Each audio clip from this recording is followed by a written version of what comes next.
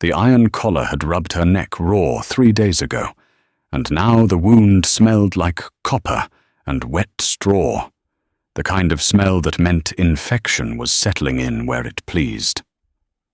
Lyra pressed her back against the wooden slats of the holding pen and counted the bodies around her. 14. There had been 17 when the slavers loaded them outside the ruins of the Ashenmore pack, but the old man with the cough had stopped breathing somewhere around dawn, and the 2 sisters had been pulled out at the last trading post, sold to a tannery owner whose hands were stained the color of rust. Today was auction day in Greymarch, and Lyra could hear the crowd gathering beyond the canvas walls, boots on gravel, the clink of chains being tested. Somewhere a man laughed like he was at a livestock fair, which she supposed he was. She had not eaten in 2 days. The last thing she had swallowed was a handful of crushed oats she had found in the corner of the transport wagon, mixed with dust, and what she hoped was only dirt. Her stomach had stopped growling sometime yesterday. It had moved past complaint into a kind of hollow silence, as if her body had decided that hunger was simply a permanent condition, and there was no point in announcing it any more. The girl beside her, a young wolf barely past her first shift, was crying without sound. Tears cut clean lines through the grime on her face. Lyra reached over and took her hand. The girl's fingers were ice cold, trembling in small irregular pulses like a bird's heartbeat. "When they call your number," Lyra whispered, "keep your eyes down. Don't look any of them in the face. If you look submissive, you're more likely to go to a household, kitchens, laundry. It's better than the mines." The girl nodded, but didn't stop crying. Lyra knew this because she had been sold before. Twice, actually. The first time she was 11, when the Ashenmore pack elders decided that an orphaned Omega with no wolf was worth more as trade goods than as another mouth to feed. She had been bought by a farming family in the outer territories who needed small hands for picking thornberries. She had stayed there 4 years until the family's debts caught up with them, and she was seized along with the furniture and the plough horses. The second time she had been 14, sold to a pack physician named Gretel, who needed an assistant to grind herbs and boil bandages. Gretel had been the closest thing to kindness Lyra had known. She was a broad woman with flour-dusted arms who hummed while she worked, and she never once raised a hand or a voice. She had taught Lyra to read wound patterns to identify infection by smell alone, to set a bone with strips of bark and steady pressure. Gretel had died of river fever 2 winters ago, and Lyra had been passed along like an old coat to the pack treasury, recategorized as unclaimed property, and loaded into a wagon headed south. Now she was 23, and the iron collar sat in the groove it had worn into the old scars from the previous collars, a track around her neck, like a ring on a tree.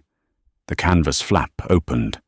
A man with a leather apron and a clipboard stepped in. He smelled like pipe smoke and rendered fat. "Line up! Numbers forward. They start bidding in 10 minutes. The 14 of them shuffled into a line. Lyra's number was stamped on a wooden tag that hung from her collar. 47. She had been 47 since Ashenmore. They never bothered giving her a new number because no one had ever bothered updating the registry. She was the kind of property that simply circulated through the system like a coin too worn to read. She helped the crying girl to her feet. The girl's number was 209, a fresh tag, the wood still pale and unsanded. "Stay behind me when we walk out," Lyra told her. "I'll go first." The girl grabbed her sleeve. "What if they separate us?" Lyra did not answer that, because the answer was that they would, and there was no version of the truth that would help. They walked out of the holding pen into the light, and Lyra's eyes burned. The auction ground was an open-air pit ringed by tiered wooden benches like a small amphitheatre. The benches were half full. Buyers sat in clusters, some alone, most with attendants or guards. The morning sun threw long shadows across the packed earth floor, and the air smelled like roasted chestnuts from a vendor's cart near the entrance, which struck Lyra as obscene. Someone was eating roasted chestnuts while people were being sold. The auctioneer was a thin man with a voice that carried. He stood on a raised platform with a podium and a brass bell. Behind him, a slate board displayed the current lot numbers in chalk. Lyra had learned to read crowds. The ones who sat forward with their arms crossed were labor buyers looking for backs, and shoulders workers for fields and construction. The ones who sat back with half-lidded eyes were household buyers scanning for faces that would look presentable serving wine, and the ones who stood at the edges, who did not sit at all, who watched with the stillness of predators, deciding whether the prey was worth the chase. Those were the dangerous ones. She noticed them immediately. A group of 6 standing at the far end of the amphitheatre near the north entrance. They were not dressed like the others. The buyers of Grey March wore rough wool and leather practical clothing for practical men. These 6 wore black, the kind of black that was dyed deep and expensive, not faded. Their armor was not decorative. It was scarred and used the steel catching light in ways that said it had been hit many times and had never broken. 5 of them stood in a loose formation around the 6th. The 6th was the largest man Lyra had ever seen. He stood a full head above his guards, and his guards were not small men. His shoulders were broad enough that he seemed to occupy more space than physics should allow. Dark hair fell past his jaw, and even from across the pit, she could see the scar that ran from his left temple to the corner of his mouth, a pale line through sun-darkened skin. He wore no crown, no insignia that she could see, but every buyer in the amphitheatre had shifted slightly away from that group, the way smaller animals instinctively create distance from a predator they cannot outrun. He was watching the line of slaves being led out. Not scanning, watching. His eyes were fixed, steady, the pale amber color of raw honey held up to firelight, and those eyes were looking directly at her. Lyra dropped her gaze immediately. She knew the rules. You never met the eyes of an alpha, and this man was radiating authority so dense it was almost a physical pressure, like the air before a thunderstorm, heavy and electric, and tasting faintly of ozone. The auctioneer rang his bell. Lot 41 through 55. Mixed labor and household. Inspection begins now. Buyers may approach. The line moved forward. Lyra kept her head down, her hands clasped in front of her. She could feel the wooden boards of the platform under her bare feet, rough and splintered, still damp from the morning fog. The crowd murmured. Someone bid on the first man, in line a broad-backed wolf with timber arms. 600 silver. 700. Sold at 850. One by one the line shortened. Lyra counted the feet ahead of her. 3 more, 2 more, 1 more. Then it was her turn. She stepped onto the center mark, a circle painted on the platform in faded red. The auctioneer glanced at his clipboard. Lot 47. Female. Omega. Age 23. No active wolf. Previous assignments include agricultural labor and medical assistance. Starting bid 200 silver. A pause. 200 silver was low, even for an Omega. Lyra stood still and kept her eyes on the ground, on the painted circle beneath her feet.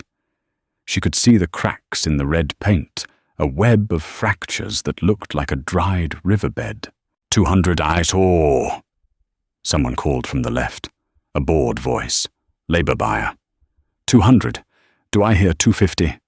Silence. Lyra felt the familiar sinking. She was not impressive. She was thin from 2 days without food, and years of not enough food before that. Her hair was unwashed, hanging in dark tangles around a face that was mostly sharp angles, cheekbones, too prominent jaw, too defined, the kind of face that looked severe when it should have looked soft. The scars from the collars ringed her neck like a choker, and her arms bore the small white lines of thornberry scratches from years in the fields. She was not the kind of property that inspired competitive bidding. 200 going once. Her vision blurred slightly. She blinked. The ground tilted. Not now, she thought. But her body had its own agenda. 2 days without food, 3 days with an infected wound, and the collar was sitting directly on the infection, pressing the swollen skin with every breath. She could feel her pulse in her neck, hot and insistent, and the edges of her sight were going soft, the colors washing out like wet paint running off a canvas. 200 going twice. The ground lurched. Or she lurched. She couldn't tell. Her knees buckled first, and then the rest of her followed. And the last thing she registered before the world went dark was the smell of the platform pine resin and old blood, and the distant sound of chains rattling as her body hit the boards. She woke to the taste of iron in her mouth, where she had bitten her tongue, and a hand on her shoulder that was so hot it felt like a brand. Not hot like fever, hot like sun-baked stone in midsummer, a deep, radiating warmth that seeped through her thin dress and into her skin and settled somewhere behind her ribs in the hollow place where her wolf should have been, and never was. She opened her eyes. The alpha was kneeling beside her on the platform, not crouching, not bending. Kneeling, both knees on the rough boards, his massive frame folded down to her level, and he was holding her shoulder with one hand while the other hovered near her face, not touching, as if he wanted to but was stopping himself with visible effort. His eyes were amber. Not gold, not yellow amber, the deep, translucent color of fossilized tree sap, and they were fixed on her with an intensity that made the air between them feel thin and insufficient. She became aware of several things at once. The crowd had gone completely silent. The auctioneer was frozen, mid-sentence, his mouth still open. The 5 guards had moved to form a perimeter around the platform hands on weapons facing outward, as if the greatest threat in Greymarch was someone interrupting this moment. And the smell, dear God, the smell. It hit her like a wall-pine sap and wood smoke, and something underneath that was darker and wilder, like rain on hot stone, like the air inside a den after a long winter, safe and close and ancient. It poured off him in waves, and every cell in her body was leaning toward it, the way flowers lean toward sun, not by choice but by nature. Her wolf, the one she did not have, the one that had never come stirred. It was not a full awakening. It was a twitch, a flutter, like something buried deep in frozen ground, shifting for the first time in years, testing the weight of the earth above it.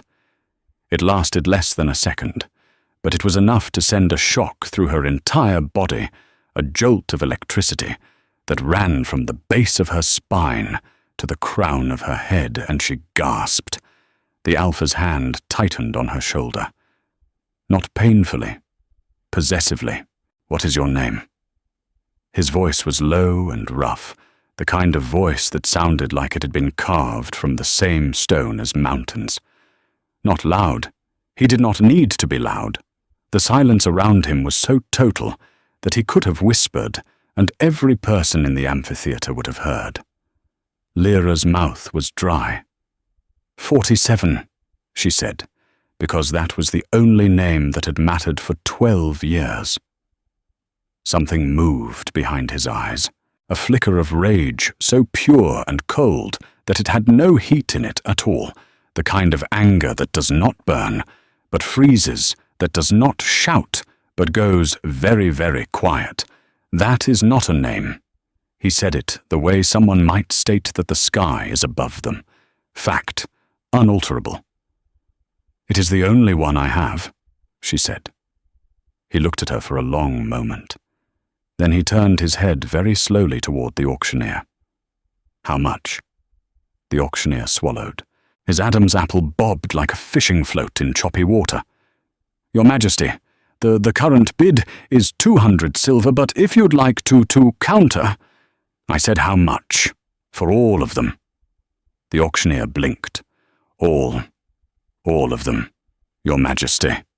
Every slave in this auction, every lot, every number. The ones already sold today, buy them back. The ones in the holding pen, add them. How much for all of them? The amphitheatre erupted. Not in cheers in shock. Buyers stood up. Arguments broke out. Someone shouted a protest from the labour section. The Alpha did not look away from the auctioneer. Your Majesty, that would be... I would need to calculate perhaps 40,000 silver, maybe more, with the already sold lots. You will be paid in full before sundown. He reached down and unfastened something from his belt. A blade. Short, ceremonial, the handle wrapped in dark leather. Without breaking eye contact with the auctioneer, he drew the blade across his own palm. A line of blood welled up, impossibly red against his skin, and he pressed his bleeding hand flat against the platform. The wood hissed. The blood sank into the grain and spread in thin lines, following the cracks filling the faded red circle where Lyra had stood, where she had fallen. Blood price, he said.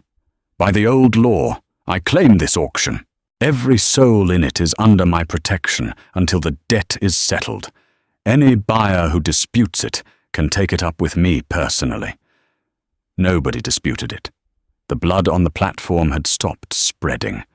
It had formed a pattern, concentric circles, radiating outward from his handprint, and Lyra realized with a distant, dream-like clarity that she was looking at a claim sigil, an old werewolf covenant mark that she had only ever read about in Gretel's books.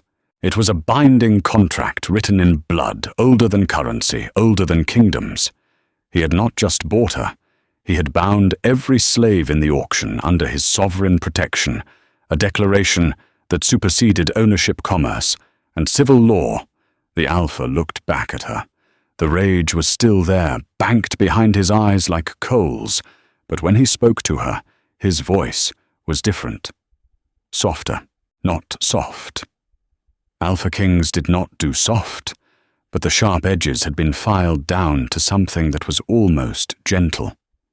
Can you stand? I don't know, she said honestly. He gathered her up, not helped her, not lifted her, gathered her the way you pick up something breakable. Both arms underneath his hand, cradling the back of her head, and she was against his chest. And the heat was everywhere, soaking through her dress, through her skin, through the iron collar, and the infection, and the 12 years of being cargo. She should have fought. She should have been terrified. A strange Alpha, the Alpha King, the most powerful wolf in the known territories, had just bought her, along with every other slave in Greymarch, and he was carrying her like she mattered, and the reasonable response was fear. But the thing behind her ribs, the thing that was not a wolf, and had never been a wolf, and was maybe something else entirely, that thing pressed against her chest wall, as if trying to get closer to him, and she closed her eyes, because fighting felt like drowning, and his arms felt like the surface. His heartbeat was steady against her ear. Slow. Even.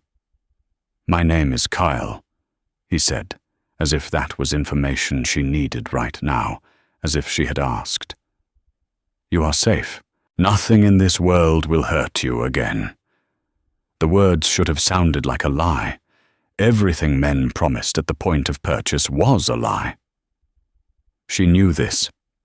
She had been bought 3 times, and not once had the transaction included anything resembling safety. But his heartbeat did not change when he said it, not a single variation in rhythm, and wolves could not lie without their hearts betraying them.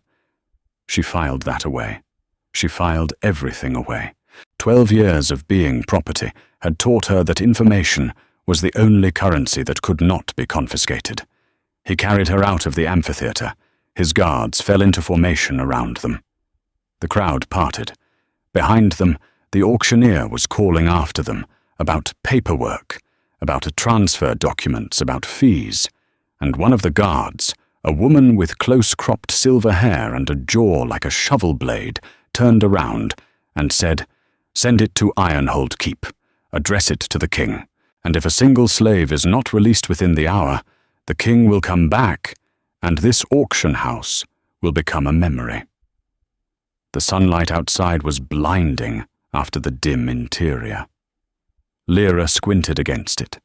The chestnut vendor was still there, still roasting chestnuts, still doing business as if a king had not just overturned the entire economy of the morning.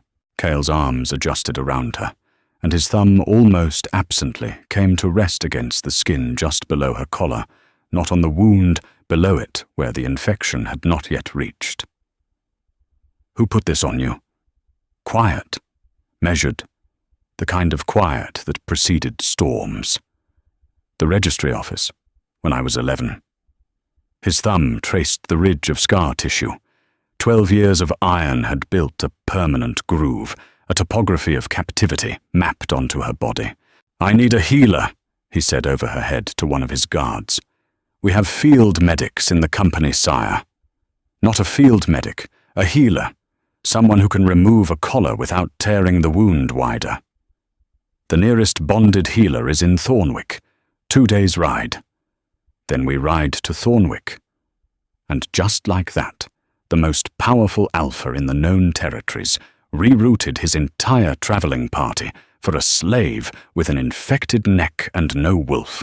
Lyra kept her eyes closed and listened to his heartbeat, and tried very hard not to feel the thing that was spreading through her chest like warm water, filling a vessel that had been empty so long it had forgotten it was meant to hold anything at all. They rode north. Kyle put her in a covered wagon with blankets that smelled like cedar and lanolin, and he assigned the silver-haired guard whose name was Maren to stay with her. Maren was not warm. She was efficient, which Lyra appreciated more.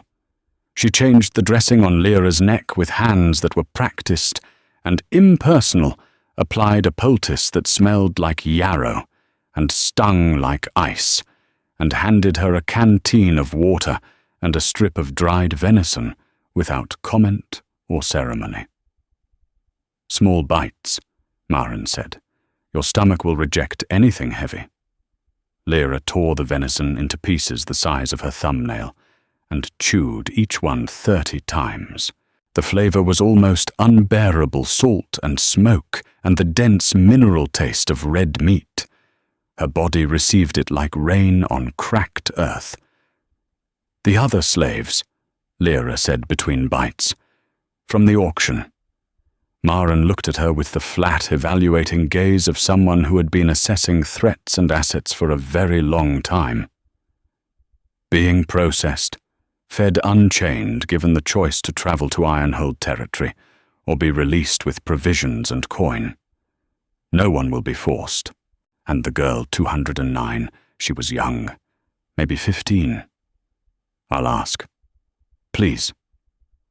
Maren's expression did not change, but something in her posture shifted, a slight unbending, the way a soldier adjusts when they recognize someone who is not entirely what they appear to be. "You care about them, the others. Someone should." Maren left to ask about the girl. When she returned, she said, 209 is in the second wagon. She's eating. She asked about you too." Lyra nodded and felt something loosen in her chest, a knot she had not realized she was holding. The wagon rocked over uneven ground. Through the canvas opening at the back, Lyra could see the landscape unfolding behind them. Rolling hills brown with late autumn, the occasional skeletal tree, a sky the color of pewter. The road was well-traveled, marked with wagon ruts and hoofprints. Kyle rode alongside the wagon. She could hear his horse's hooves, a steady, percussive rhythm that kept time with her pulse. Occasionally, she caught fragments of conversation between him and his guards, logistics route planning, mentions of border patrols and territorial markers. And every few minutes without fail, his horse would drift closer to the wagon, and she would feel it again, that pull, that gravitational insistence, as if the air between them was thinning, and some force was trying to close the distance. She slept. When she woke, it was dark, and the wagon had stopped, and there was a fire burning somewhere close. The air smelled like wood smoke and roasting rabbit, and the sharp mineral scent of a creek. Maren was sitting at the wagon's entrance, sharpening a short sword with a whetstone, the rhythmic scraping sound as steady as a metronome. "The king wants to see you. Now. He's been pacing for 2 hours. If I don't bring you to him, he's going to pull the wagon apart, board by board." There was no humor in Maren's voice. She was reporting a fact. Lyra climbed down from the wagon. Her legs were unsteady, but the venison and water had given her enough strength to stand without swaying. The camp was small, 5 tents, arranged in a half-circle around a central fire, the horses picketed nearby, a sentry posted at each compass point. Everything was precise, and military, the camp of soldiers, not courtiers. Kyle was standing by the fire. Not sitting. Standing. He had removed his armor and wore a dark shirt with the sleeves pushed to his elbows, and in the firelight, without the steel and the formality of the auction, he looked different. Not less intimidating. Less armored. The scar on his face caught the light and shadow in equal measure, and his eyes reflected the flames like polished copper. He turned when she approached, and she watched his entire body react to her proximity. His shoulders dropped. His hands, which had been clenched at his sides, opened. His breathing changed, deepened, and the muscles along his jaw, which had been tight as bridge cables, released. He did not close the distance between them. He stood perfectly still and let her come to him, and she understood that this restraint was costing him something enormous, that every instinct in his body was screaming at him to close the gap, to touch, to claim. And he was holding himself back with the kind of discipline that only comes from years of commanding something savage. She stopped about 4 feet from him, close enough to feel the heat, far enough to run. "Sit," he said. Not an order. An invitation. He gestured to a log near the fire where a blanket had been laid out, and a tin plate of rabbit and root vegetables was waiting, still steaming. She sat. She ate. He watched her eat with an expression she could not read, something between pain and relief, as if seeing her consume food was simultaneously necessary and agonizing. "You need to eat more slowly," he said after a while. "I know. You know. I've been hungry before." That silence again. The one that was not quiet, but compressed, full of things. Unsaid, things held back by will rather than absence. "The collar comes off in Thornwick," he said. "I won't let anyone but the healer touch it. The metal has bonded with the scar tissue, and removing it carelessly could tear the skin." She touched her neck. The iron was warm from her body heat. It was always warm. It had been warm for 12 years. "Why are you doing this?" she asked. He looked at her. The fire cracked and popped, sending a plume of sparks spiraling upward into the dark. "You know why." She did. She had felt it at the auction, the pull, the recognition, the thing that stirred behind her ribs. But knowing and accepting were different countries, and she had no passport to the second. I don't have a wolf, she said. Whatever you think you felt, you're wrong. I'm Omega. I've never shifted. I don't have a bond to give. My wolf disagrees. Your wolf is mistaken. My wolf has never been wrong. Not once. Not in 31 years.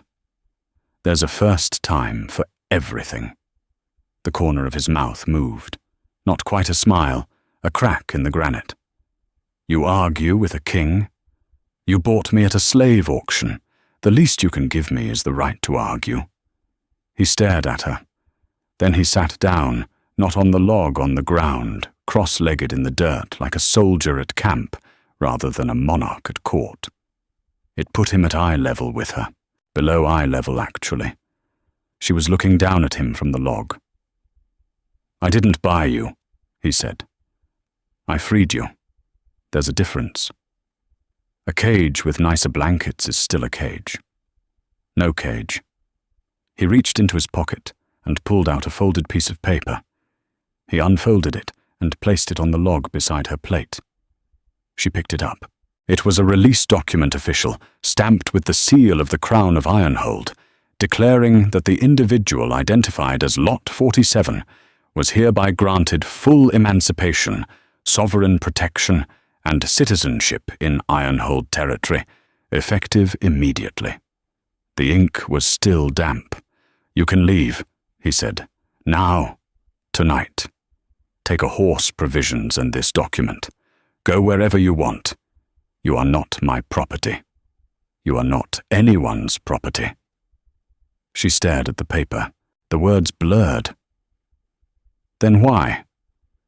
Because you're my mate. He said it the way he had said his name, like a fact, like weather. And mates are not owned. They are chosen. I am hoping you will choose to stay long enough to let me prove that. The fire snapped. An owl called somewhere in the tree line, a low, trembling note that dissolved into the dark. Lyra folded the document and put it in the pocket of her dress, and she did not leave. She told herself it was because she had nowhere to go. She told herself it was pragmatic. She told herself it had nothing to do with the way his eyes had looked when he knelt on that platform, or the way his heartbeat had stayed steady when he promised her safety, or the way his hands had opened when she walked toward the fire. She told herself many things that night, and none of them were the truth, and she knew it, and she stayed anyway. Thornwick was a mountain town, built into the side of a granite cliff, the buildings stacked vertically along switchback roads, everything stone and timber and smoke. The healer's house was at the top, a squat building with a green door and windows fogged with steam from whatever was boiling inside. The healer was an old woman named Dagna, who smelled like eucalyptus and hot iron. She had hands like knotted rope, and eyes like a bird of prey, sharp and unblinking, and utterly unimpressed by the Alpha King standing in her doorway. "You're too big for my house," she said to Kyle. "Wait outside." Kyle did not move. Dagna looked at him, the way a schoolteacher looks at a stubborn child. "I can't work with you hovering. You'll upset my instruments, and you're blocking the light." "I'm staying. You're leaving or the collar stays on." Dagna planted her hands on her hips. She was barely 5 feet tall, and she was staring down the Alpha King of Ironhold without a single tremor in her voice. Kyle looked at Lyra. There was a question in his eyes, a deference that seemed foreign on his face, as if he had never had to ask permission for anything before and was learning the mechanics on the fly. "I'll be fine," Lyra said. He left. He went about 3 feet past the threshold and stopped. They could hear him pacing outside his boots on the stone path, back and forth, like a caged animal. Dagna shook her head. "Alphas. 30 years I've been healing in this town, and every single alpha who brings a mate through my door acts like I'm going to eat them." She pulled a stool up to Lyra's chair and put on a pair of wire-rimmed spectacles. Now, let me see this collar.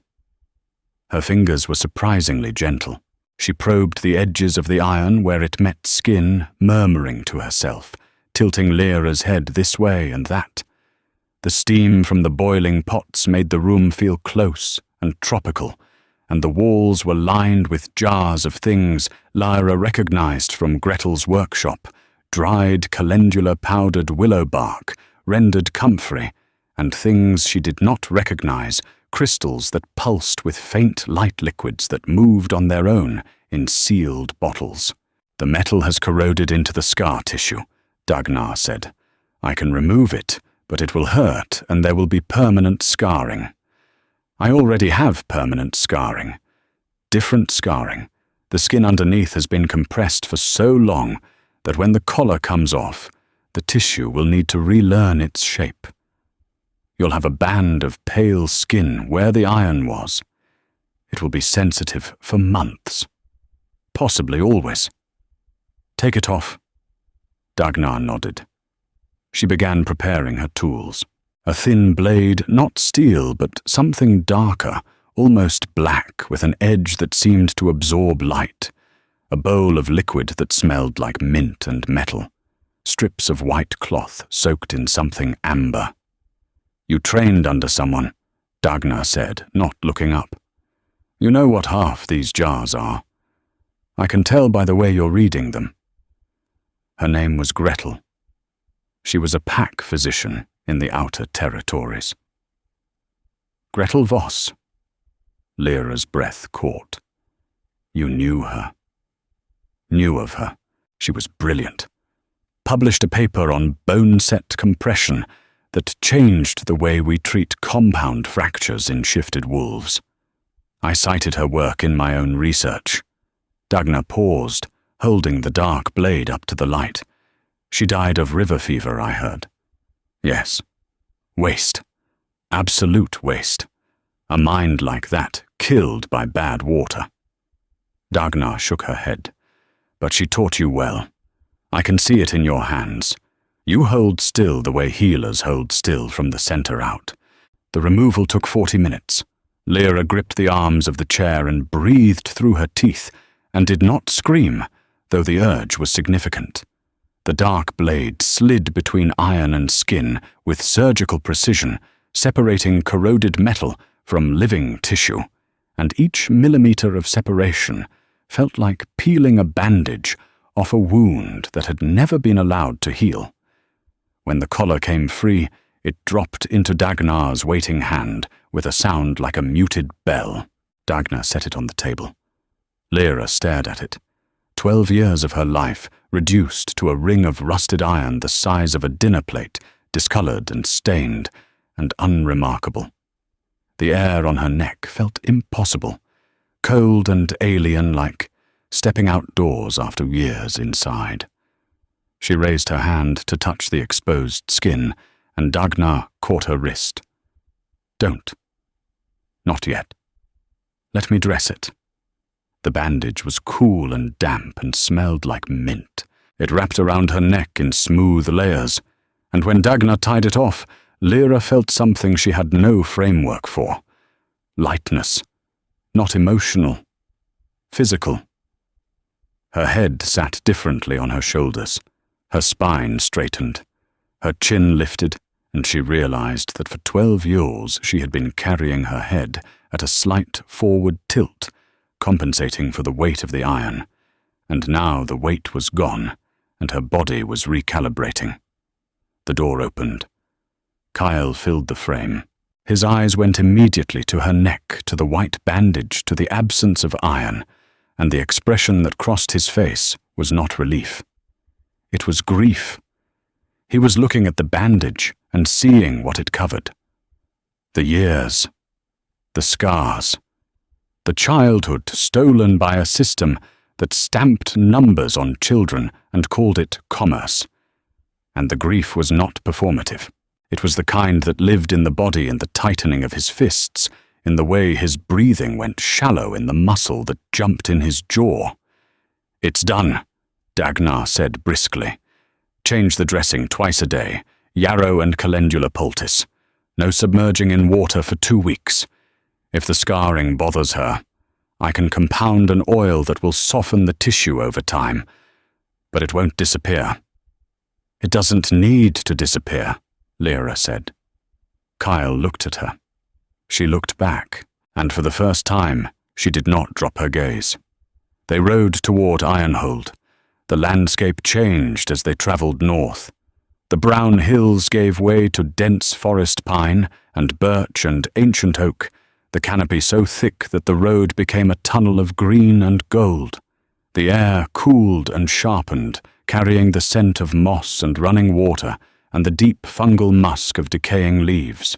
Streams crossed the road at regular intervals, silver threads cutting through black earth, and the sound of water was constant. A background hum that made the silence between people feel less empty. Lyra rode in the wagon for the first day. On the second day she climbed out and walked. Kyle noticed immediately. He slowed his horse to match her pace, and they walked together in a silence that was not uncomfortable. She studied the forest. He studied her. "You're cataloguing the plants," he said on the third hour. "Some of them are medicinal. That clump of feverfew back there was the healthiest I've ever seen. And there's wild garlic growing along the stream banks. You have a healer's eye. I have a healer's training. The eye was Gretel's. I just borrowed it. You could practice in Ironhold. We need healers. The pack physician retired 2 years ago, and his replacement is adequate, but uninspired. I'm not a physician. I'm an assistant.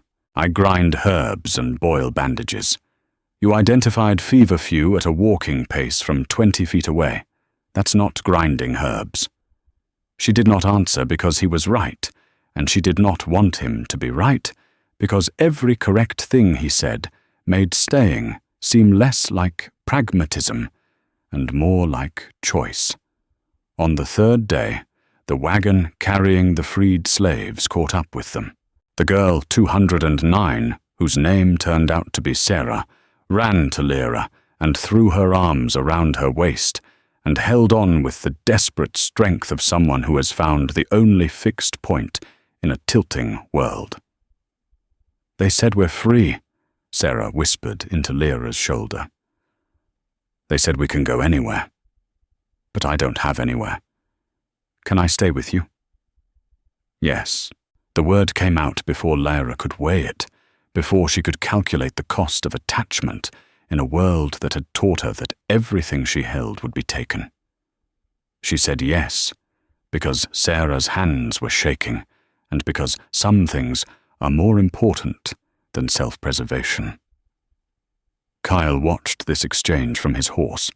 He said nothing, but that evening when camp was made, there were 2 plates of food waiting by the fire instead of 1, and a second bedroll had been laid out in Lyra's tent.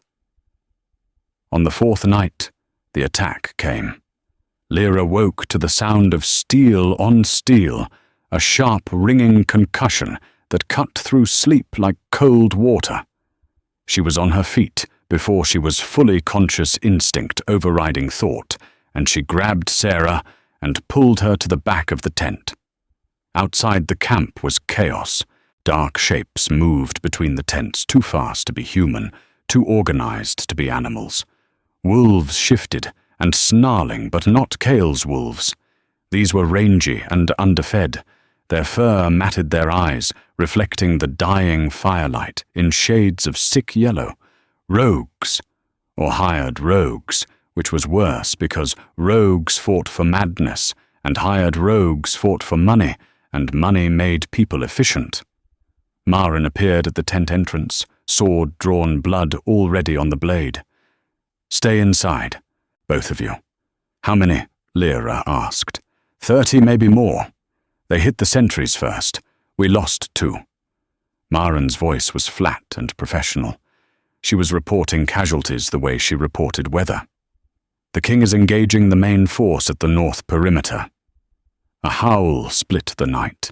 Not a wolf's howl, something bigger, deeper a sound that vibrated in Lyra's bones and made her teeth ache. It was the sound of something ancient and enormous and absolutely furious, and it came from the direction of the north perimeter. "That's him," Maren said. "Stay. Here." She was gone.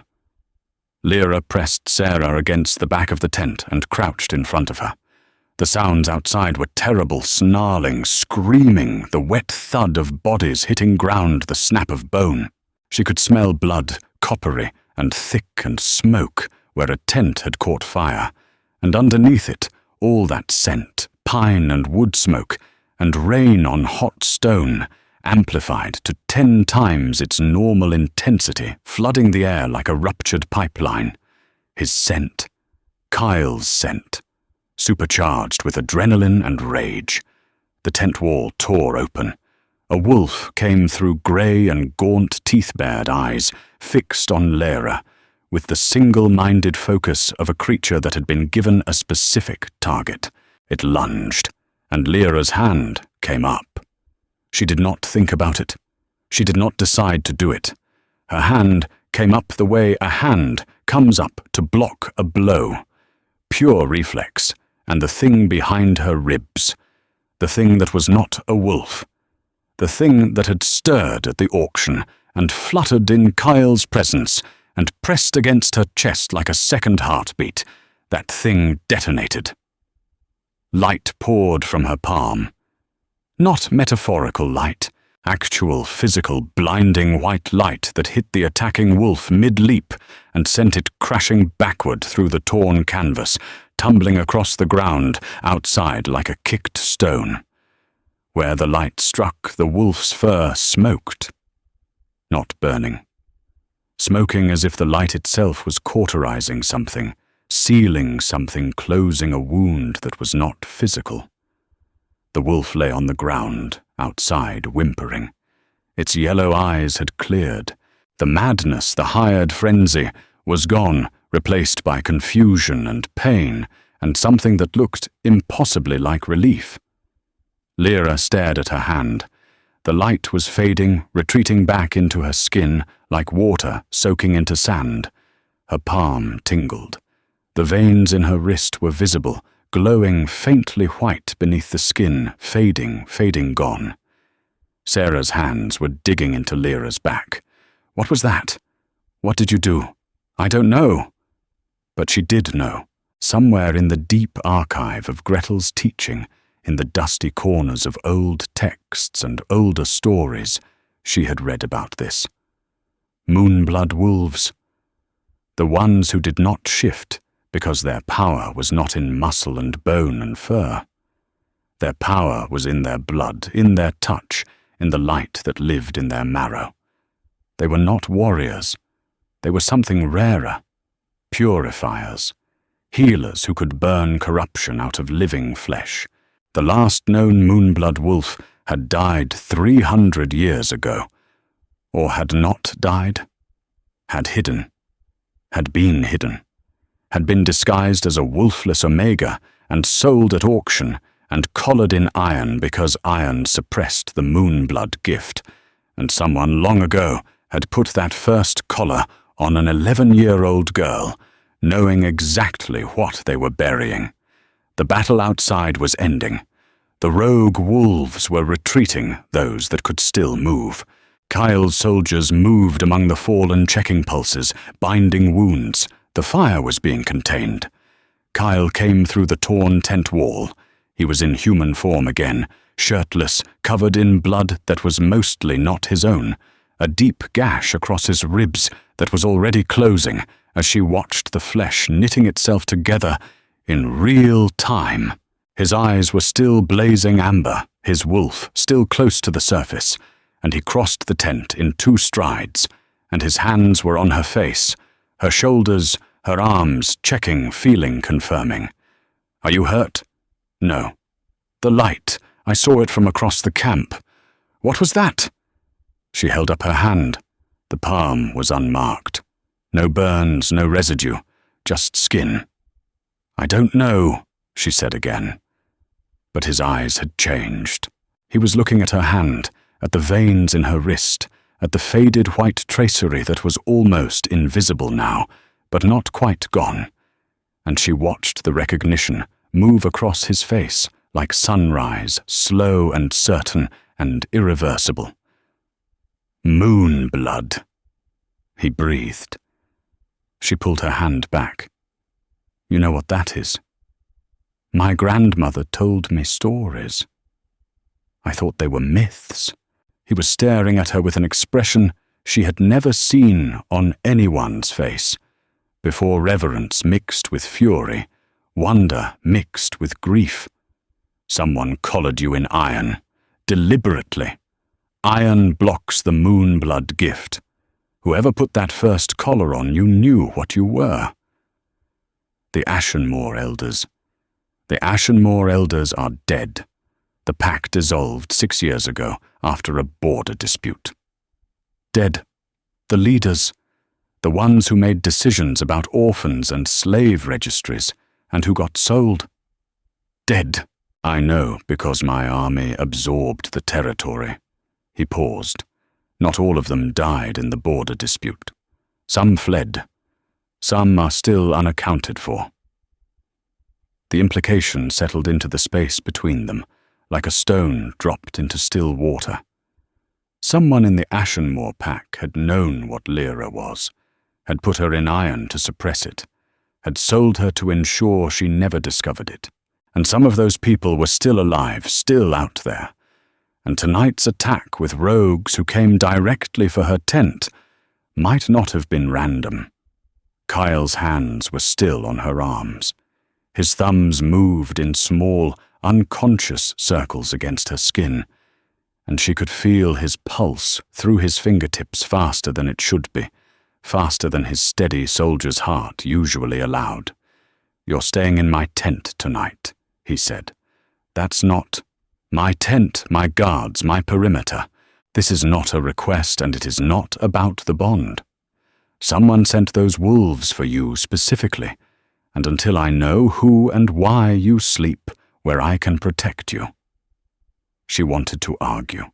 She wanted to assert her independence, her emancipation, the document that was still folded in her pocket, granting her the right to leave whenever she chose. But Sarah was shaking against her back, and the smell of blood was thick in the air, and the thing behind her ribs was pressing toward him with an urgency that felt less like desire and more like recognition. She stayed in his tent. He slept on the ground. He gave her the cot, and he slept on the ground between her and the tent entrance. And at some point in the night, she woke and found his hand extended toward her in his sleep. Palm up fingers, open reaching across the distance between them with the unconscious yearning of someone who had been alone long enough to forget he was lonely. She did not take his hand, but she did not move away from it either. In the morning, she found Maren sitting outside the tent, cleaning her sword. The silver-haired guard looked up at her with an expression that had shifted from professional assessment to something warmer. Not warmth exactly. Recognition. "The wolf you hit with the light," Maren said. "She's awake. The rogue madness is gone. She's lucid for the first time in years. She says she was taken by the rogue pack as a child and fed something that kept her feral. Whatever you did, it burned it out of her." Lyra sat down beside Maren. The morning air was sharp, carrying the smell of dew-soaked pine needles and the lingering char of the burned tent. Her hands trembled. "I didn't know I could do that." "No one did." Maren paused. "The king knew something, though. Before the auction, he didn't ride to Greymarch for supplies." Lyra looked at her. Maren's jaw tightened the way it did when she was deciding how much truth to dispense. 3 weeks ago, a trader came through Ironhold with a rumor, said there was an Omega in the southern slave circuits who had been collared in iron since childhood passed around, like cargo, no wolf, no value. Said the collar was ancient, pre-forge iron, the kind they used to make specifically for moonblood suppression. The king heard the rumor and rode south the same day. He came looking for me. He came looking for a moon blood. He found his mate. Maren sheathed her sword. Make of that what you will. Lyra sat with this information for a long time. She watched the camp break down around her tents, folded horses, saddled the wounded, loaded onto wagons. She watched Cale move among his soldiers with the efficient authority of someone who had done this 1,000 times, checking injuries, conferring with scouts, giving orders in a low voice that carried without volume. And she watched him watch her. Every few minutes, no matter what he was doing, his gaze returned to her. A check, a confirmation, as if she might dissolve into the morning air if he looked away too long. It was possessive and protective, and it should have been suffocating, but it was not, because each time his eyes found her, the tension in his body eased slightly, and she understood that she was not his captive. She was his anchor. They reached Ironhold on the 6th day. The keep was not what she expected. She had imagined a fortress, cold stone, and iron gates, the kind of place that matched its name. And it was a fortress built into the shoulder of a mountain, its walls black granite streaked with quartz that caught the light like veins of lightning frozen in stone. But the interior was warm.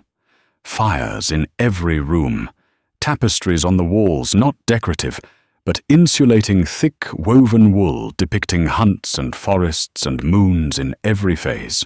The floors were covered in rugs deep and dark, and the whole place smelled like beeswax and cedar, and the faint, persistent smoke of wood fires that never fully went out. Lyra was given quarters near the king's wing. Not in it. Near it. The distinction she suspected was for her benefit rather than his.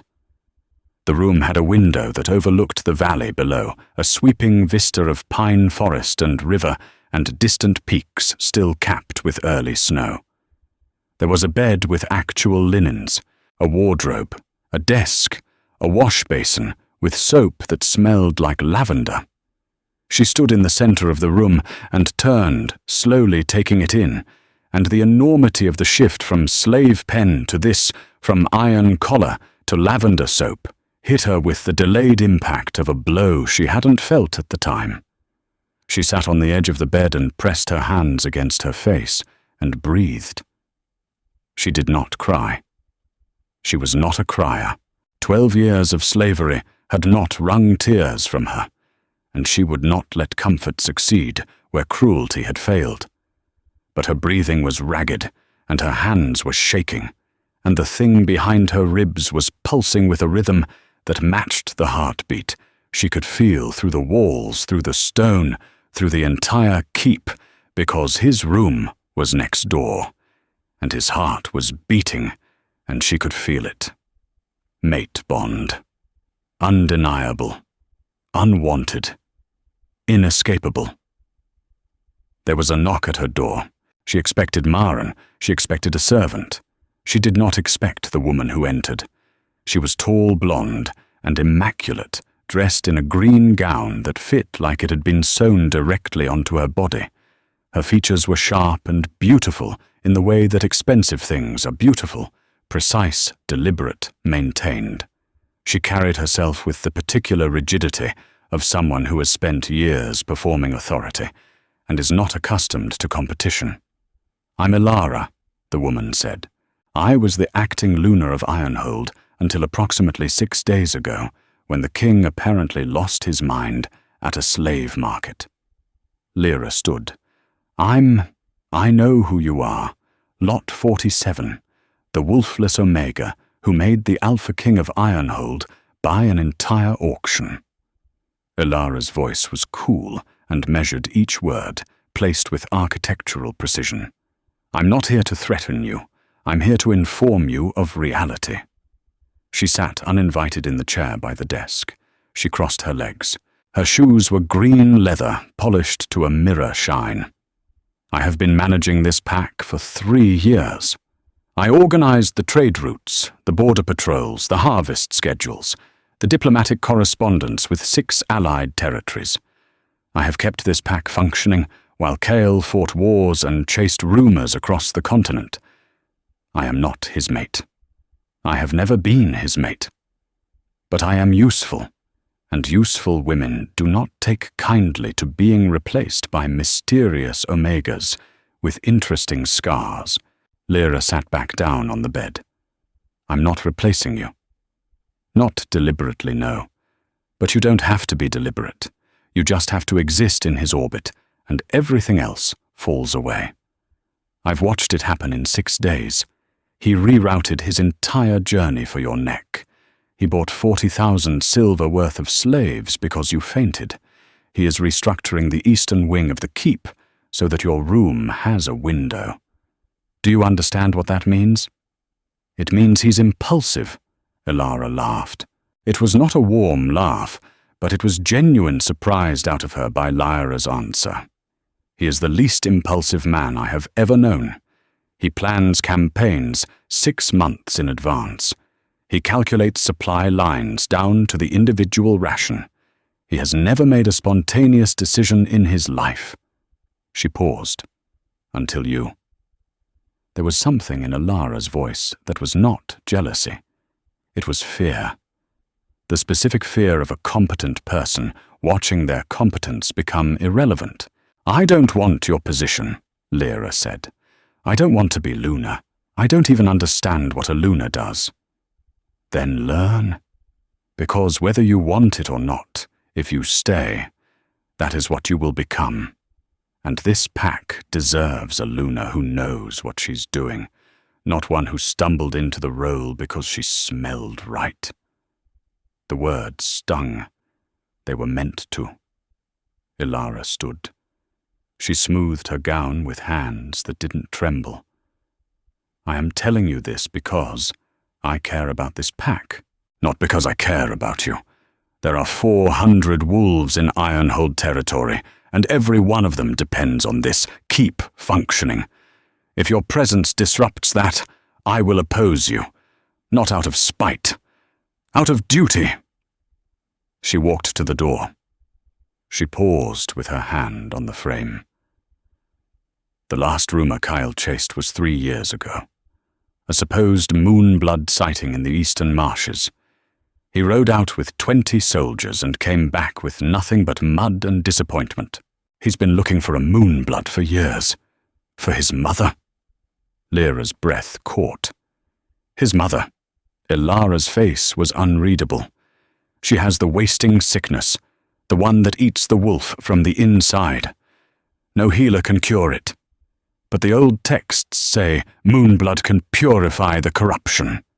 Her eyes met Lyra's. So when you ask yourself why he paid blood price for a wolfless omega at a slave auction, consider the possibility that it wasn't just the mate bond. Consider the possibility that you are also the cure. She left.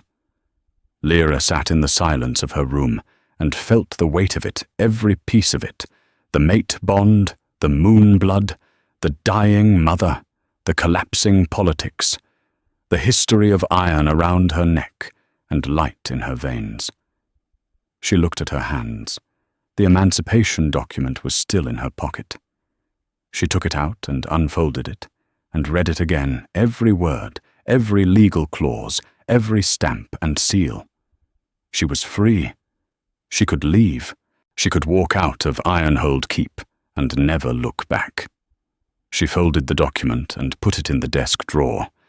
Then she went to find Kale. He was in the east corridor, standing outside a door that was closed. His hand was on the handle, but he was not opening it.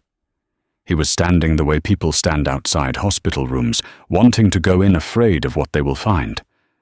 "Your mother," Lyra said. He did not turn. "Elara told you. She told me enough. My mother has been dying for 2 years. The wasting eats her wolf slowly. First the shift goes, then the senses, then the body." His hand tightened on the handle. She was the strongest wolf in the pack. She held the border alone for 6 months after my father died. She taught me to fight, to lead, to listen. And now she doesn't recognize me on bad days. Lyra stepped beside him. She could smell him, the pine and smoke and rain, muted now, subdued by something heavier, by the specific grief of watching someone you love disappear by degrees. You came looking for me because of her. I came looking for a moonblood because of her. I found you. He finally turned his head. His eyes were dry but red-rimmed, the amber dulled by exhaustion. I would have freed you regardless. I need you to know that. Even if you can't help her, even if the moonblood is dormant or gone, or never what the old texts promised, I would have freed you, and I would have brought you here, and I would have given you that document, because you are my mate, and because slavery is an abomination, and because no one should be numbered. I know. You know. Your heartbeat doesn't change when you tell the truth. I've been listening. He looked at her and something cracked in his expression, not breaking, cracking the way ice cracks in spring when the water underneath is finally warm enough to push through. "Let me try," she said. "Let me see her." He opened the door. The room was warm, almost too warm, heated by a fire that had been built for someone whose body could no longer regulate its own temperature. The woman in the bed was thin, but not frail, her frame suggesting the architecture of someone who had once been powerful, broad shoulders, strong jaw hands that were still large and capable, even as the tendons stood out like cables beneath paper-thin skin. Her hair was silver white, spread across the pillow in tangles. Her eyes were closed. The smell hit Lyra first.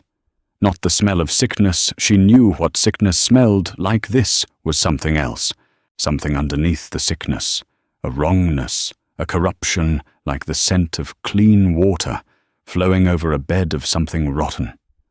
The wasting. She could smell it, could almost see it, a dark shimmer in the air above the woman's body, like heat haze over a summer road. Lyra sat on the edge of the bed. She took the woman's hand. It was cool and dry, the skin loose over the bones. The thing behind her ribs moved again. Not a stir this time. Not a flutter. A reaching. It extended through her chest, down her arm, into her hand, into the contact between her palm and the old woman's palm, and the light came.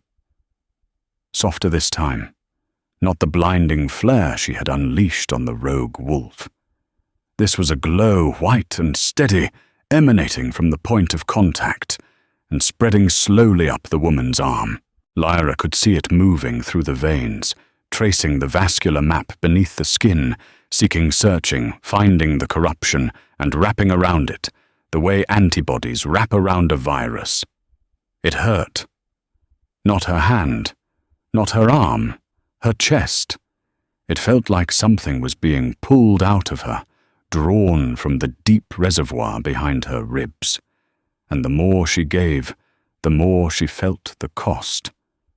A dizziness, a thinning, as if she was pouring herself through a narrow opening, and there was not enough of her to fill both sides. "Lyra," Kyle's voice sharp. "Lyra, stop, your nose is bleeding."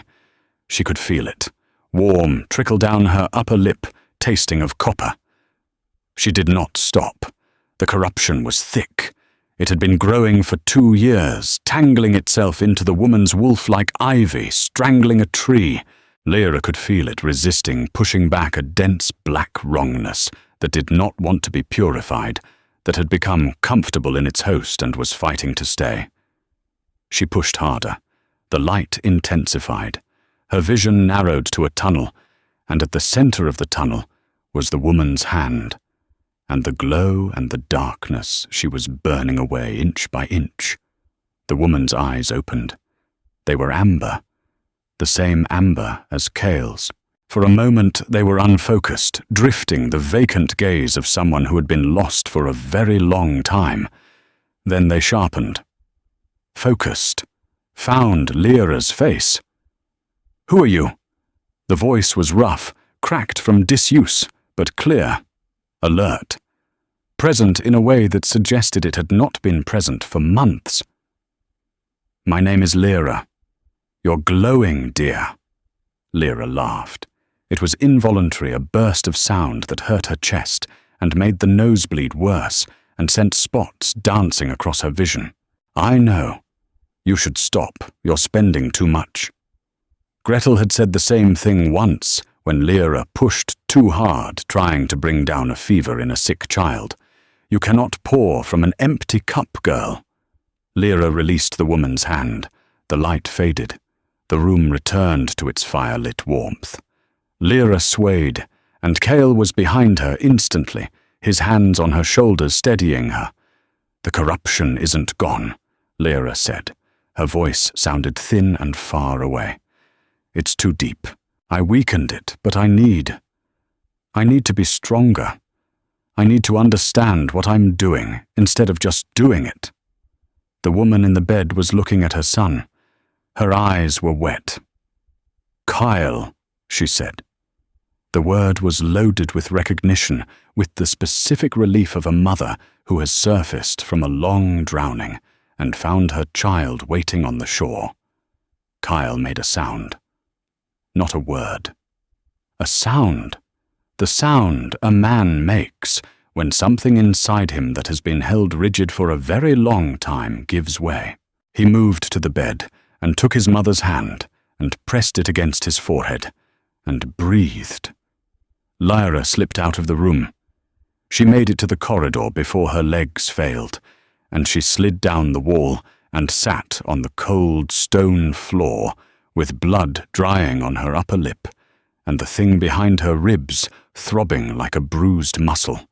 Maren found her there 5 minutes later and carried her back to her room without comment.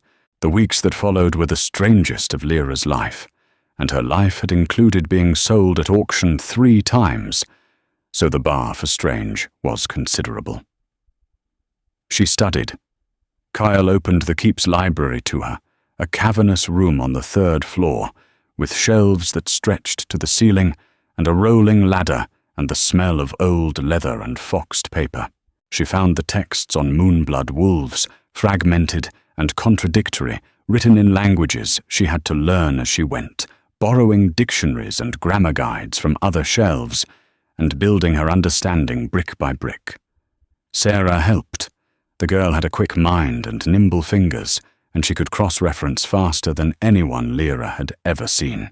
They worked together at a long table by the window, books spread around them like fallen leaves, and the winter light came through the glass in long, pale shafts, and the library was quiet and warm, and Lyra thought, this is what it feels like to have a purpose. Elara watched from a distance. She did not interfere. She continued to manage the pack with brisk efficiency, and she attended council meetings and organized trade shipments and resolved disputes with the same architectural precision she brought to everything. Occasionally, she left notes on Lyra's desk, not friendly, but useful notes about pack protocol, about the names of allied alphas, about the political landscape Lyra would need to navigate if she was going to be any use at all. One morning, Lyra found a note that read, "The Eastern Alliance expects the Luna to attend the Midwinter Summit. If you plan to go, you'll need to know which fork is for fish. Lessons available if pride permits." Lyra wrote back, "Pride permits. Tuesday's work for me." Elara taught her, not warmly, but thoroughly. Diplomacy, etiquette, territorial law, the complex web of alliances and grievances that held the wolf territories together. Lyra absorbed it the way she absorbed everything quietly, completely filing each piece of information in the organized archive that 12 years of survival had built inside her. And Kyle was patient, impossibly, agonizingly patient. He did not push, he did not press. He made himself available, a constant presence at the edges of her day, and he waited for her to come to him, which she did slowly, in increments like someone testing the temperature of water before stepping in. They walked the keep together in the evenings. He showed her the training grounds, the forge, the kitchens where the pack cooks turned out enormous quantities of food that smelled like garlic and rosemary and rendered butter. He told her about his father who had died in a border war when Kyle was 19, and who had left him a kingdom and a responsibility, and no instructions for either. He told her about the wars he had fought, not boasting, reporting the same flat factual tone Maren used, and she understood that violence for him was not glory, but cost tallied in bodies, and measured in the faces he could not forget. He asked her about Gretel. She told him haltingly at first, then in longer sentences, about the broad-armed woman who hummed while she worked, and who had taught her that healing was not about fixing what was broken, but about creating conditions where the body could fix itself. "She sounds like someone I would have liked," Kyle said. "She would have told you that you were too big for her house and made you wait outside. Like Dagna. Exactly like Dagna." He smiled. It was not a large smile. It was barely a rearrangement of his features, but it transformed his face entirely, cracking the granite into something warmer, and Lyra felt the thing behind her ribs surge toward it, like a plant turning toward light. She let him touch her for the first time on a Tuesday evening.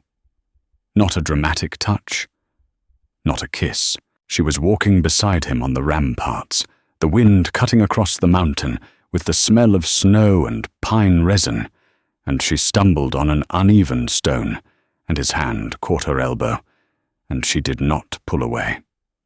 His fingers stayed on her elbow for 3 seconds.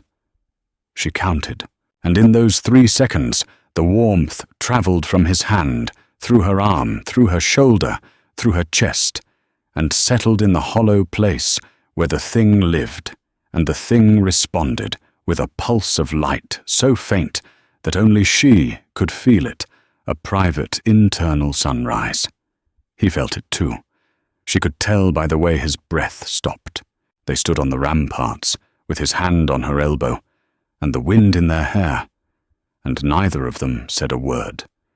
And the moment was so specific, and so small, and so enormous, that it made everything else seem irrelevant. That night alone in her room, Lyra pressed her hand against her chest and felt the pulse. Stronger now, louder. The thing was growing, fed by proximity, by touch, by the slow accumulation of trust that was building between her and this man who had knelt on a platform for her, who had paid in blood for her, who slept between her and the door every time she was afraid. Not a wolf, a light. A light that had been buried under iron for 12 years and was now slowly learning to shine. The attack came on the night of the first snow. Lyra had fallen asleep in the library, her head on an open book, Sarah curled up on a chair nearby. She woke to the keep's alarm, a deep, resonant bell that vibrated through the stone walls, and she knew immediately that this was different from the rogue attack in the forest. This was organized. This was planned. She grabbed Sarah and ran. The corridors were filling with warriors, wolves, shifting mid-stride armor being strapped on over night clothes. Through the windows, Lyra could see lights in the forest below, hundreds of them torches, moving in formation. Through the trees like a river of fire, flowing uphill toward the keep. Maren appeared fully armed, face set in the flat mask of combat readiness. To the king's chambers. Now, both of you. What is this? Ashen Moor remnants, led by someone named Voss. Lyra stopped walking. Voss. Lord Aldrich Voss, former elder of the Ashen Moor pack. He's been rallying disbanded packs for months. He brought 300 wolves. Voss.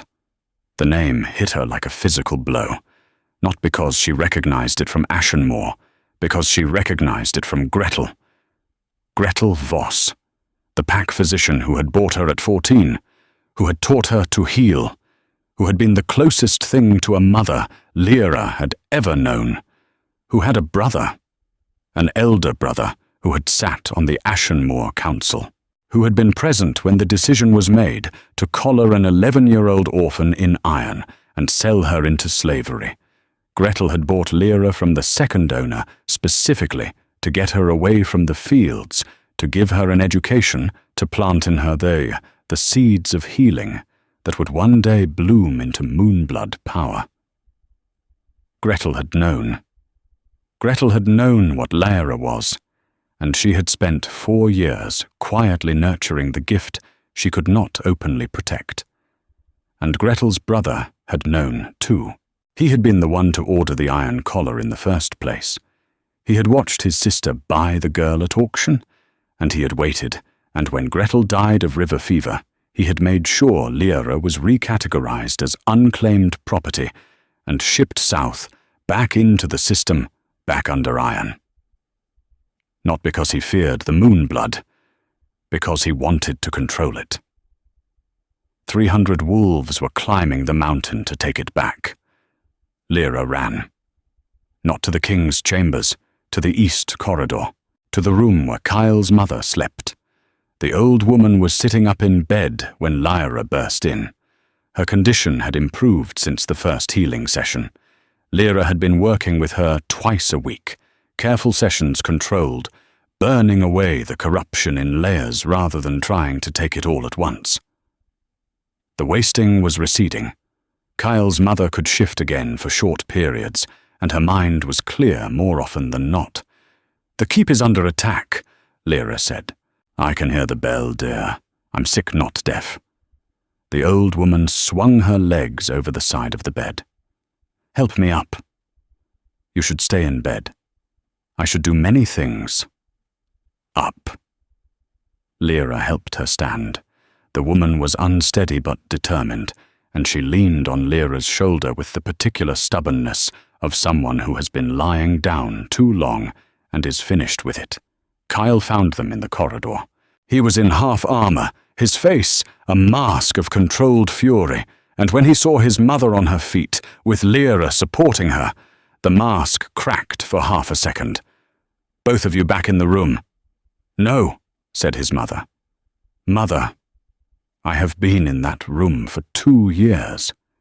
If someone is attacking my keep, I will be in my hall on my feet, where a wolf belongs." She straightened her spine. She was as tall as Lyra, and had the same fierce architecture that her son had inherited, amplified by decades of wielding it. "Now move!" Kyle looked at Lyra. She saw the war in his eyes, the need to protect versus the impossibility of controlling 2 women who had decided to be uncontrollable. "Stay behind me," he said. "Both of you. If Voss breaches the inner wall, you run. Not negotiate, not fight, run."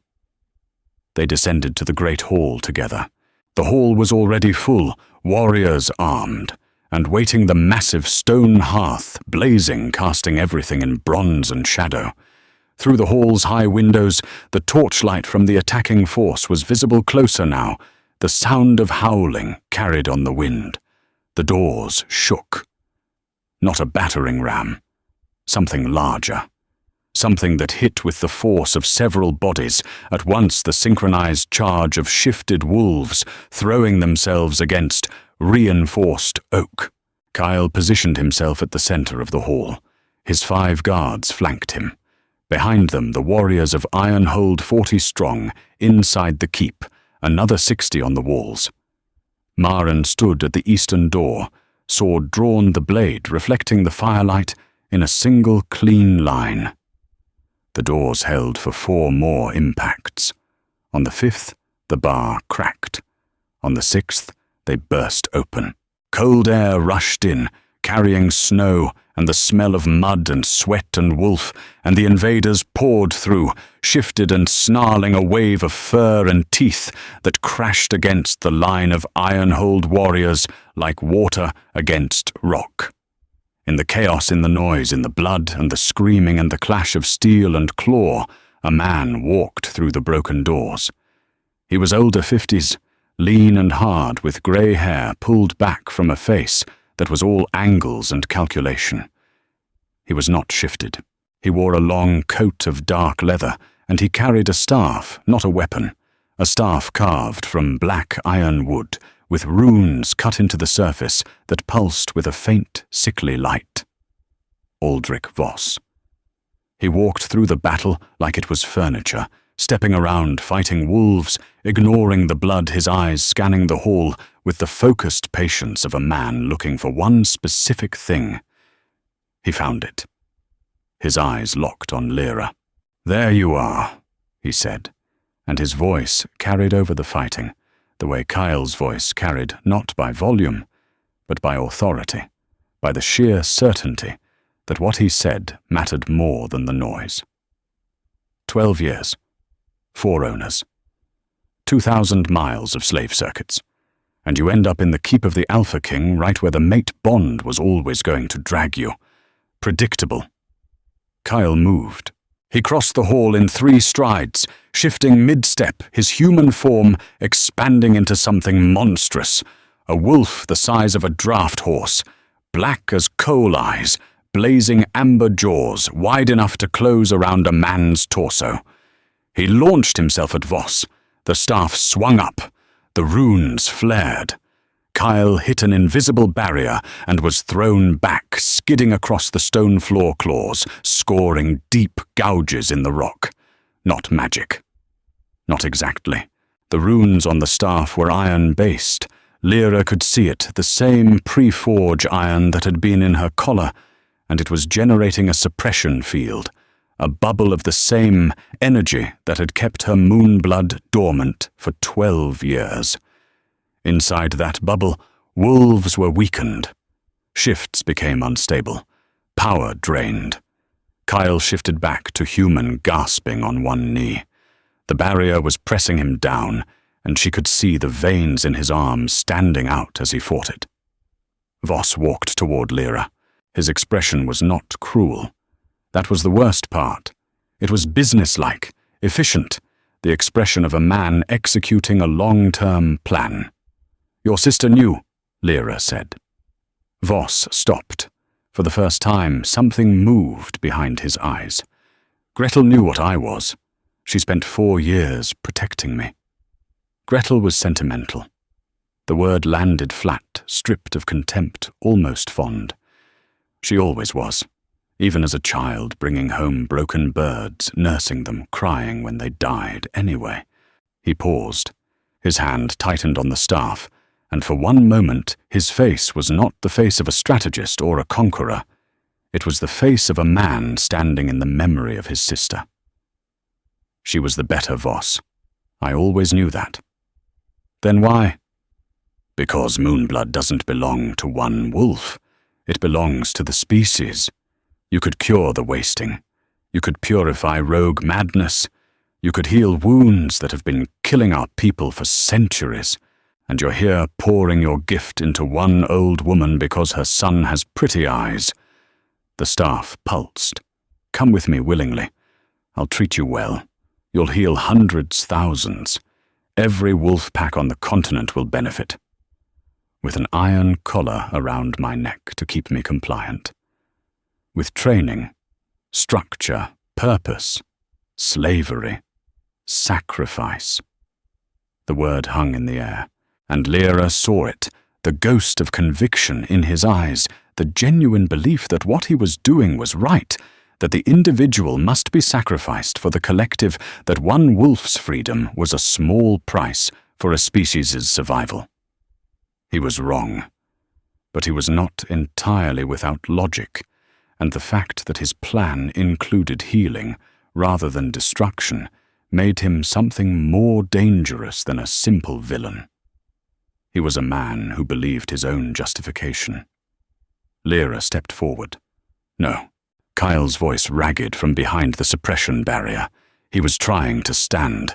The barrier was pressing him down. Blood was running from his nose. "It's okay," Lyra said. She was not talking to Kyle. She was talking to herself. She was talking to the thing behind her ribs. The light came. Not from her hands this time. From everywhere.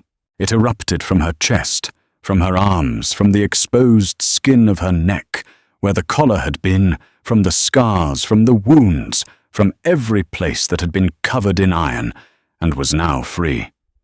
It poured out of her like water from a broken dam, white and absolute, and where it met the suppression field from Voss's staff, the two forces collided.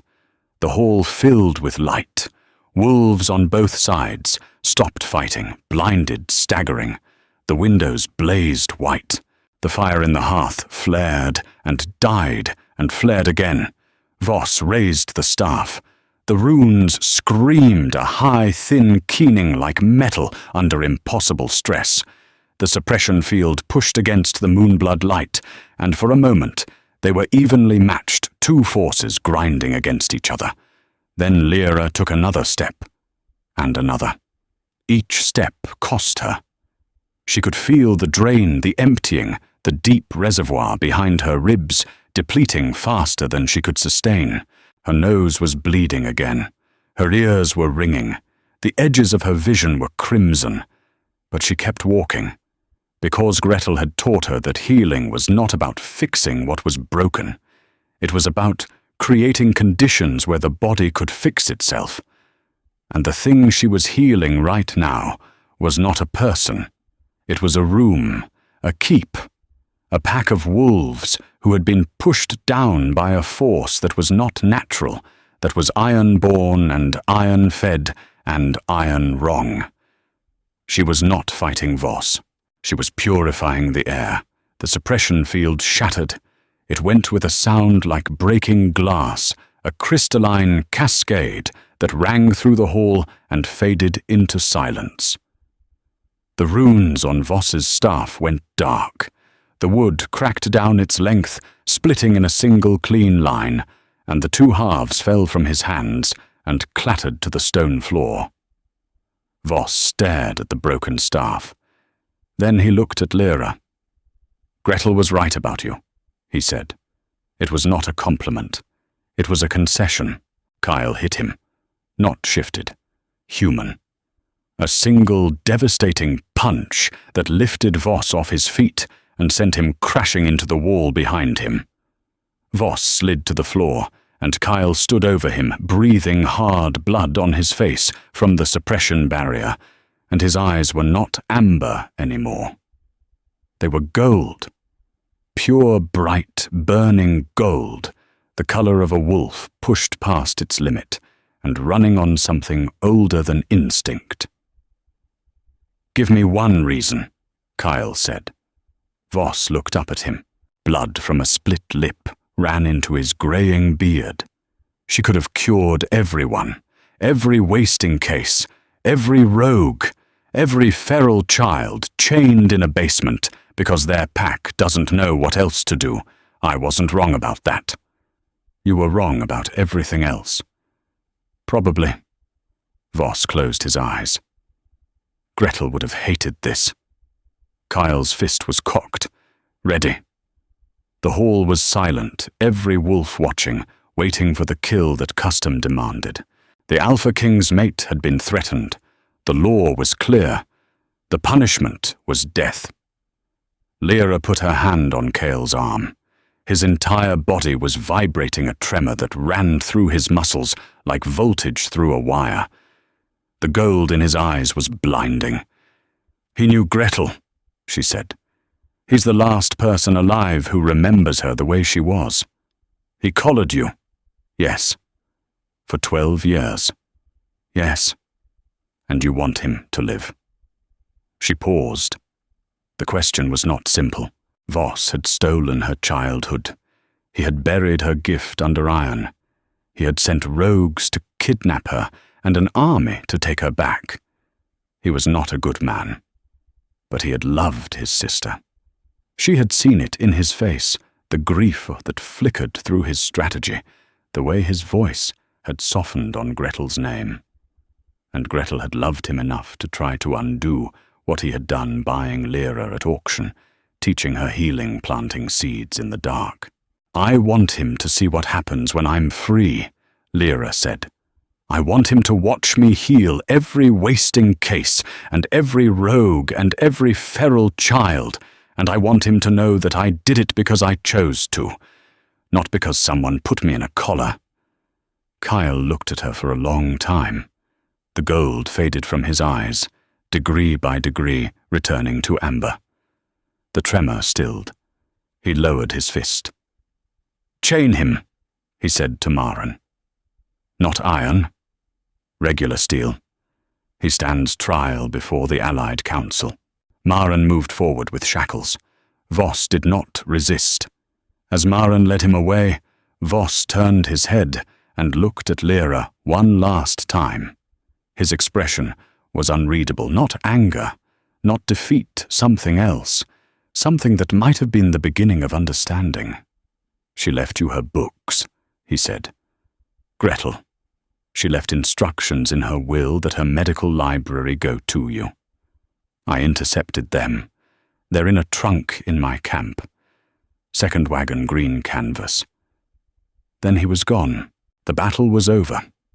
The rogue wolves, deprived of their leader, and his suppression staff were surrendering in clusters, shifting back to human with their hands raised. Some of them had the same cleared look that the wolf from the forest attack had shown lucid for the first time in years, freed from whatever chemical frenzy Voss had been using to keep them feral. Kyle's warriors rounded them up with efficient care, separating the willing from the coerced, the leaders from the followers. It would take days to sort out. Weeks, probably. The legal and political aftermath of a 300-wolf assault on the Alpha King's keep would reverberate through the territories for months. But that was tomorrow's problem. Tonight, Lyra stood in the great hall of Ironhold Keep, with blood on her face and light in her veins, and a room full of wolves looking at her with an expression she had never seen directed at her before. Awe. Kyle crossed the hall to her. His guards fell back. The warriors parted. He stopped in front of her, and for a moment neither of them spoke. Then he knelt. Not the desperate kneeling of the auction platform, not the kneeling of a man trying to reach someone who had fallen. This was deliberate, formal. He lowered himself to one knee with the slow gravity of ceremony and looked up at her with amber eyes that held no reservation, no calculation, no condition. "I am Kale Alpha, King of Ironhold. In front of my pack, my soldiers, and the old laws that bind us all, I ask you to be my mate. Not as a duty, not as a debt, as a choice." The hall was silent. 400 heartbeats, and none of them louder than her own. Lyra looked at the man kneeling in front of her. She looked at the broken doors behind him, and the blood on the floor, and the weapons laid down, and the wolves who had fought for this keep, and for her, and for the light she carried. She looked at Sarah standing by the hearth with wide eyes, and hands clasped over her mouth. She looked at Elara standing at the edge of the hall with her arms crossed, and her spine straight, and an expression on her face that was against all odds, something very close to approval. She looked at Kyle's mother, standing in the doorway of the great hall in her nightgown, and bare feet leaning on a guard's arm, watching her son kneel for a wolfless Omega who had turned out to be something no one expected. Lyra reached down and took Kyle's face in her hands. Her palms fit against his jaw, her fingers curving behind his ears, and the warmth between them was not the supernatural heat of the bond. It was simpler than that. It was the warmth of skin against skin of touch, chosen freely of a gift, given rather than taken. "My name," she said, "is Lyra." She kissed him. It was not gentle. 12 years of iron and 2,000 miles of slave circuits, and a lifetime of being numbered, do not produce gentle. It was fierce and specific, and it tasted like blood and wood smoke, and the salt of tears she hadn't shed. When she pulled back, his eyes were closed. He opened them slowly, and they were gold again. Not the burning gold of rage, but the warm gold of sunrise. And the hall erupted. The marking came 3 days later, after the prisoners had been processed, after the keep had been repaired, after Lyra had spent 6 hours with Gretel's books, recovered from Voss's camp, reading her mentor's handwriting in the margins, and finding instructions meant specifically for her notes about moonblood practice, about control, about the difference between pouring and channeling, written in Gretel's steady hand with the practical warmth of a woman who had known she might not live long enough to teach these lessons in person. The ceremony was held in the great hall at moonrise, not because tradition demanded moonrise, but because Lyra asked for it. The moon was the moonblood source, and she wanted to feel it when the bond was sealed. Kyle stood before the pack in black. Lyra stood in white, not a gown, a simple linen dress, clean and new and unadorned, because she had spent her life decorated only in iron, and she wanted the absence of ornament to mean something. The marking was quick. His mouth on her neck, on the vulnerable strip of pale skin where the collar had been, and the pain was brief and bright and followed immediately by a warmth that spread through her entire body and settled in the hollow place behind her ribs and filled it completely. The thing that was not a wolf unfurled. It did not shift. It did not grow fur or claws or teeth, but it expanded, filling her from the inside, a light that was warm and steady, and finally home. And when Lyra looked at her hands, the veins were glowing soft white, visible beneath the skin, like roads on a map leading from her heart to her fingertips, to the mark on her neck, to the bond that now connected her to the man standing in front of her, with amber eyes and an expression of such unguarded tenderness that it cracked the last wall she had.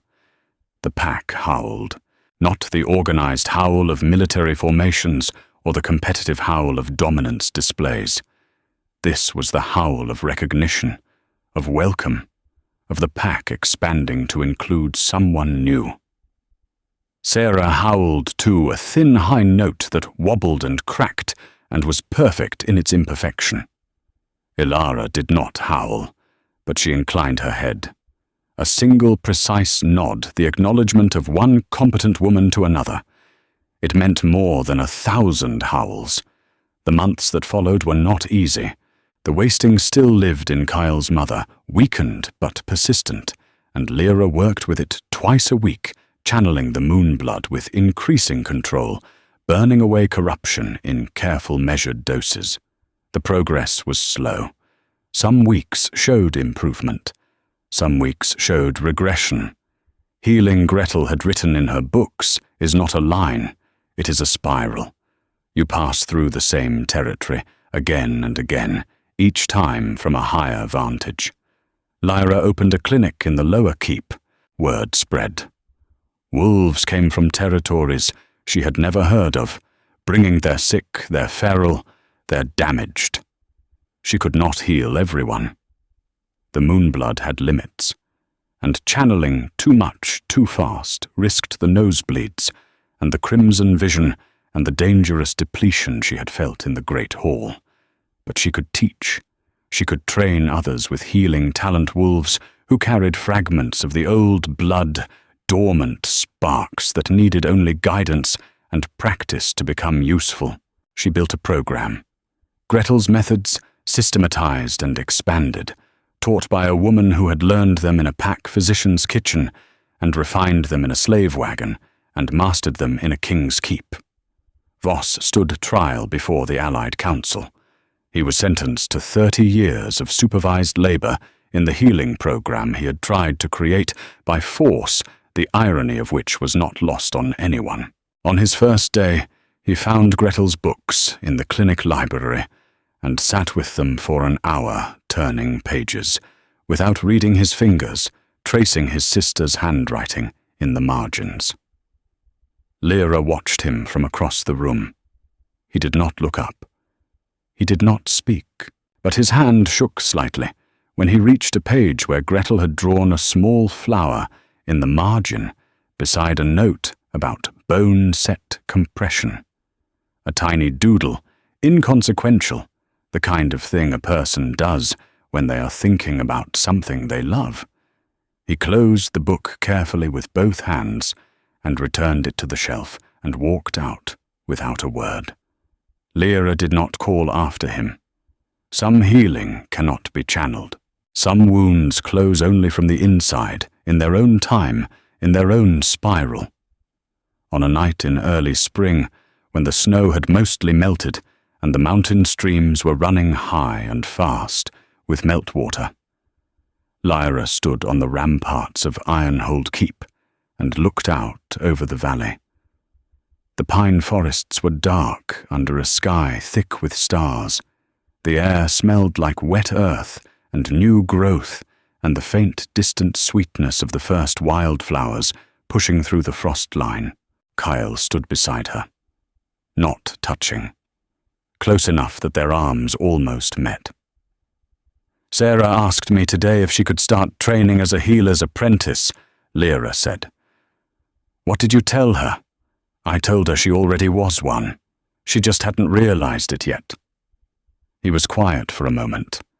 Then his hand found hers, his fingers sliding between her fingers, warm and rough, and sure. The bond hummed between them, steady as a pulse, and the light behind her ribs glowed faintly. Not because she was channeling, not because she was healing, but because it was there. And she was there, and the two things were the same. His thumb traced the back of her hand. She leaned into his shoulder. The stone of the rampart was cold under her free hand, and the wind carried the sound of water from the valley below, and somewhere in the keep behind them, a wolf howled low and long, and was answered by another and another, until the mountain itself seemed to hum. Lyra closed her eyes and listened to the chorus, and to the heartbeat beside her, and to the silence underneath the silence that was not empty anymore.